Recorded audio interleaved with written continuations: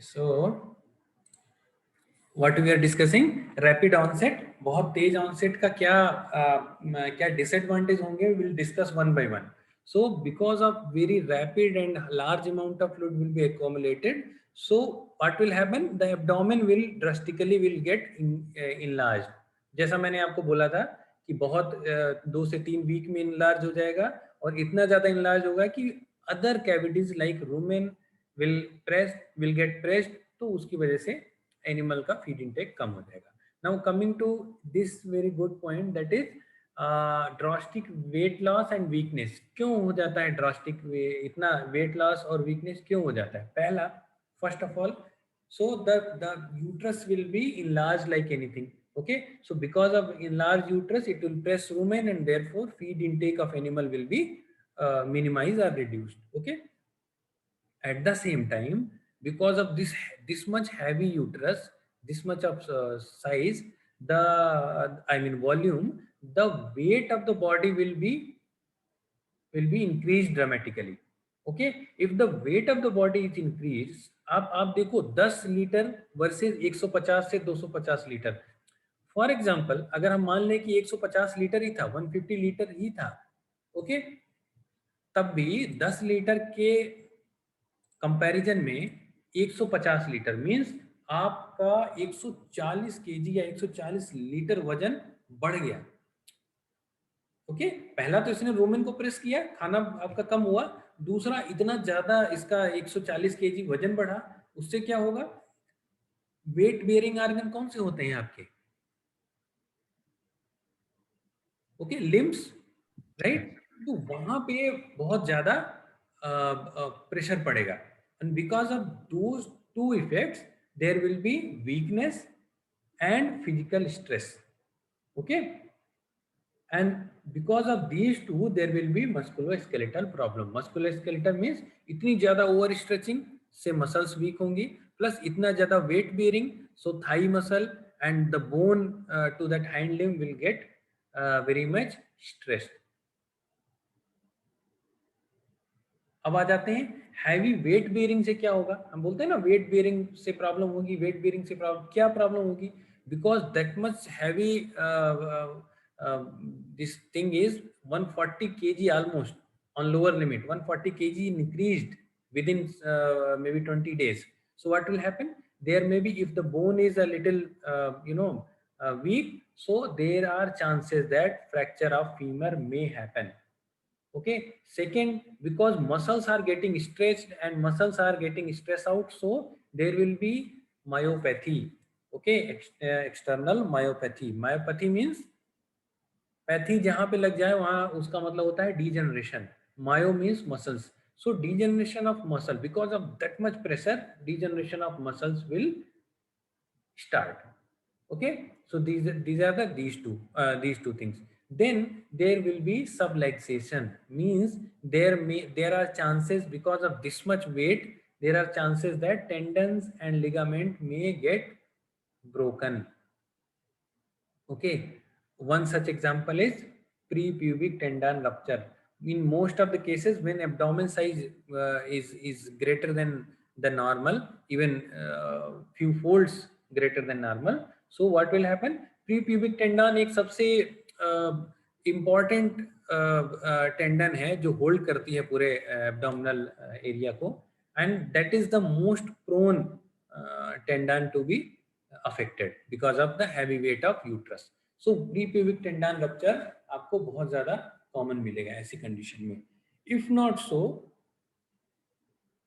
because pressure is there, pressure is means side by side pressure है, bilateral distension है, आगे की तरफ pressure है, यहाँ पे rumen press हो रहा है. Now there is another dimension, means downside, ventral side also there is extreme pressure. because of ventral side में pressure और भी ज्यादा, इसलिए because gravity, because of the gravitational force, and then because of the heavy weight, so there are chances of hernia of ventral abdomen wall. Okay, so these are the sequel of heavy weight bearing. Okay, कैसे diagnose करोगे? How will you diagnose the condition? Okay, अभी हमारे पास 10 minute है, 5 से 7 minute. Okay, so first of all, history and clinical sign, sudden appearance, bilateral over distension, then feed loss, and several other things which you have learned in previous slides. Okay, so that will be your point of diagnosis.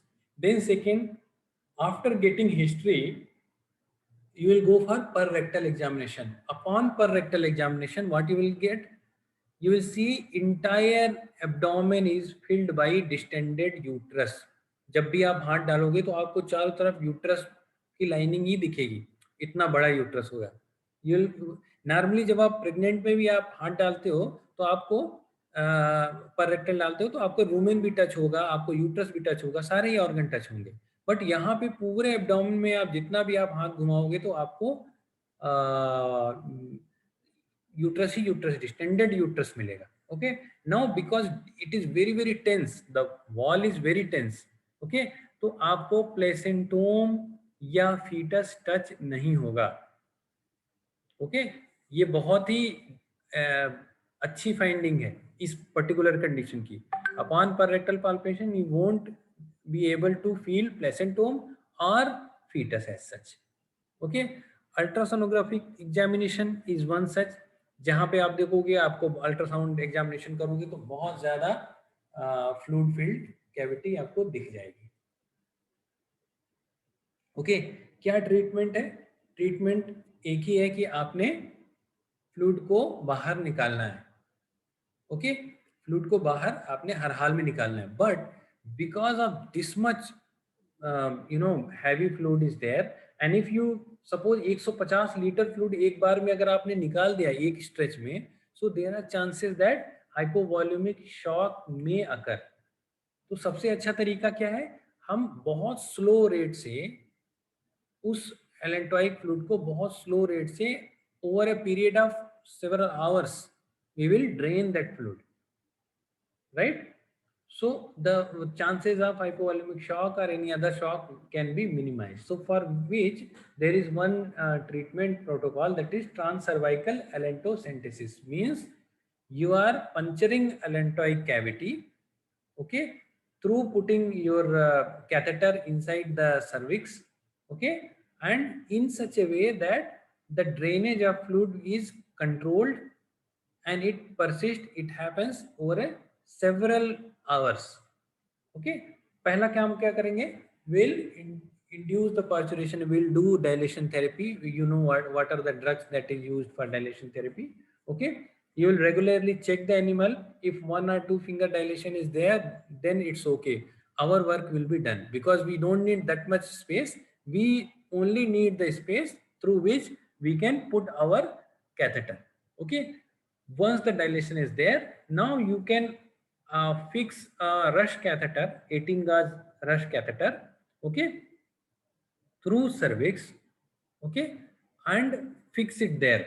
Now there are chance that it may come out, so you have to gently pierce it, pierce the allentoic cavity. Okay, once it is inside the allentoic cavity, there are chance that it may come out. Animal बैठेगा, urine करेगा, it will तो ऐसी condition में क्या होगा? The chances are कि catheter बाहर आ जाए. So for which you will now blow at least 10 to 12 or 15, depends upon capacity. So you will blow air to tighten the cuff. Ballooning करने के लिए आपने देखा होगा फोलिस कैथेटर या और सारे कैथेटर में एक बलून सा होता है, कफिंग होती है. So you will blow the air so that the cuffing can be achieved, and then it will be fixed. Now, because the fluid is draining, now what you can do? Simultaneously, you can administer ample amount of fluid. Okay, ample amount of fluid through intravenous route. Because एक तरफ से fluid drain हो रहा है, तो आप क्या करोगे? Chances कम है, but फिर भी आप intravenous large amount of fluid आप उसमें पुश कर दोगे, राइट? सो उससे हाइपोवॉल्यूमिक शॉक के चांसेस कम हो जाएंगे. क्लियर? आज के लिए यहीं तक रखते हैं. नेक्स्ट क्लास में हम हाइड्रोअम्नियोस भी कवर कर लेंगे. Okay, yes sir. Any doubt? Hello sir. हाँ सर जैसे सर ब्लॉट के कंडीशन में भी सर फंसा ये एब्डोमिनल एरिया का डिस्टेंशन हो जाता है सर, तो फिर कैसे सर मेन डायग्नोस्टिक फीचर क्या रहेगा कि हम बोलेंगे कि ये इसको हाइड्रोएलेंटोइज है, ब्लॉट नहीं हो सकता है इसको? बहुत अच्छा क्वेश्चन है। देखो, हिस्ट्री तो होगी ना, हिस्ट्री होगी कि लास्ट ट्राइमेस्टर है, राइट। हिस्ट्री ये भी होगी कि सडन अपीयरेंस है, राइट। यस उसके बाद यस सर। आपको बिल्कुल ये नहीं कहना, मैं कह रहा हूँ पहली बात तो बायलैटरल डिस्टेंशन है, ठीक है। ब्लॉट में इतना बायलैटरल नहीं होता है, बट एनी हाउ आपको उससे भी कोई दिक्कत नहीं है। आपने पहले हिस्ट्री ले ली कि इसका थर्ड ट्राइमेस्टर है, सडन अपीयरेंस है, ओके, प्लस प्रेग्नेंट है, प्रेग्नेंट है लास्ट ट्राइमेस्टर में। उसके बाद आप क्या करोगे, सीधा ट्रेविस में लगा के आपने पर रेक्टल एग्जामिनेशन कर लिया, तो आपको क्लियर हो गया कि यार पूरे में तो पूरा पूरा वही है, यूट्रस ही दिख रहा है, तो इसका मतलब ये हाइड्रोलेंट्राइस की कंडीशन है। अगर ब्लोट होगा तो आपको ये सारी चीजें, एटलीस्ट सपोज प्रेगनेंसी टाइम पे भी ब्लोट हो गया, हम मान के चलते हैं कि थर्ड ट्राइमेस्टर था, और ब्लोट होगा तो वो 20-25 दिन से नहीं होगा। यहाँ पे तो ओनर आपको बोलेगा ना कि सर मेरे को 1 महीने से या 15-20 दिन से ये इतना ज्यादा धीरे धीरे धीरे धीरे बढ़ता ही चला जा रहा है। ब्लोट में तो सडनली आपको 2 दिन से में ही एकदम पेट उसका बड़ा हो जाएगा, ओके। Yes sir. अब एक ब्लोट वेरी वेरी एक्यूट है, आई मीन एक्यूट है, और ये इतना एक्यूट नहीं है कि नहीं 2 दिन में इतना ज्यादा नहीं, इसको 15 से 20 दिन चाहिए ब्लोट को बड़ी जल्दी। फिर भी अगर मान लो आपको एकदम नहीं होता है कि यार फिर भी थोड़ा डाउट है, तो क्या करोगे, कुछ नहीं, पर रेक्टल एग्जामिनेशन कर लो। पर रेक्टल एग्जामिनेशन करोगे, अगर हैवी पूरा आपको चारों तरफ केवल फ्लूइड फील्ड एनवायरनमेंट ही मिल रहा है, तो मेक श्योर कि ब्लोट वगैरह नहीं है, it is hydrallantois only, okay. Yes yes sir, thank you sir. हाँ जी, ड्रॉपसी हमेशा कंसीव्ड एनिमल में होगा? मैं समझा नहीं। ड्रॉपसी सर कंसीव्ड एनिमल नहीं होगा सर, गेस्टेशन वाले एनिमल में होगा? आपकी आवाज क्लियर नहीं आ रही है।